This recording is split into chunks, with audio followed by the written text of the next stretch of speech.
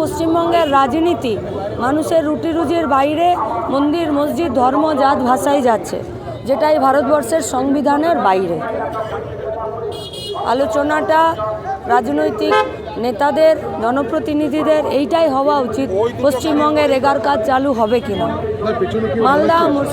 মালদা মুর্শিদাবাদে গঙ্গাপদ্মা ভাঙনে সরকারি টাকা অ্যালট হবে কিনা, সেই টাকা দুর্নীতি হবে নাকি সেই টাকা মানুষের কাজে ব্যবহার হবে। আবাস যোজনায় সব ঘর মানুষ পাবে কিনা, আমাদের রাজ্যের পরিযায়ী শ্রমিকরা রাজ্যে ফিরতে পারবে কিনা, বা পরিযায়ী শ্রমিক হিসাবে তাদের ভবিষ্যৎ কতটা সুরক্ষিত হবে।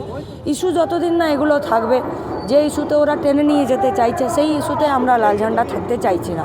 তাই আপনাদের প্রশ্নের ওই পারপাসে উত্তর, আমার মনে হয় রাজনীতিতে যারা আছে, যারা রাজনীতি করছে, যারা সংগঠনের কর্মী, তাদের ওই ইস্যুতে না থাকাই ভালো।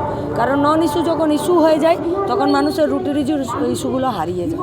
আমাদের পার্টি বাম ধর্মনিরপেক্ষ গণতান্ত্রিক প্রগতিশীল একটি বড় মঞ্চ তৈরি করতে সব অংশের মানুষকে, ব্যক্তিকে, সমষ্টিকে যুক্ত করার চেষ্টা করছে। এবং এটা শুধু আমাদের রাজ্যে নয়, এটা আমাদের পার্টির কেন্দ্রীয় কংগ্রেসের, এটা আমাদের পার্টির লাইন।